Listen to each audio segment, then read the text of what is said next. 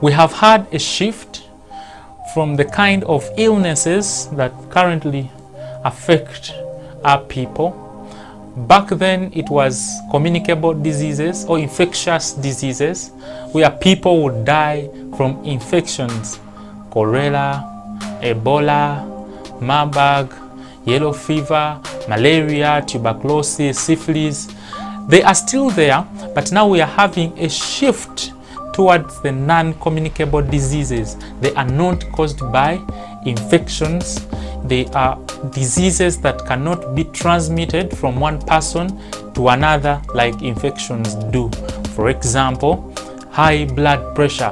When I have a high blood pressure, it's not a must that my wife should have it. Even when she gets it, it's not that she will have got it from me. It's something that's not communicable. So high blood pressure, diabetes, most of the cancers, cardiovascular diseases, they are illnesses that are not transmitted from one person to another, but they have something to do with our lifestyle, the things we eat, the way we conduct ourselves. That makes them highly preventable, but also challenging to prevent, because some of those practices, some of those diets are things considered trendy, and because now we are tending towards modernization, we are tending towards becoming classic, the things we use predispose us to getting such illnesses.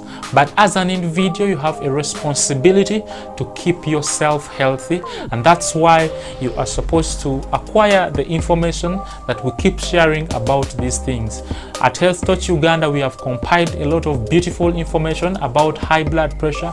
Get to know what high blood pressure is, some of the things you need to do to prevent high blood pressure, and even when they tell you that you have it, some of those things you need to do to keep yourself healthy, to prevent the severe damages that are caused by a high blood pressure. You can visit our social media platforms: Facebook, Instagram, WhatsApp, Twitter, YouTube, and get this information. Mwanguzi Shadrack, Health Touch Uganda.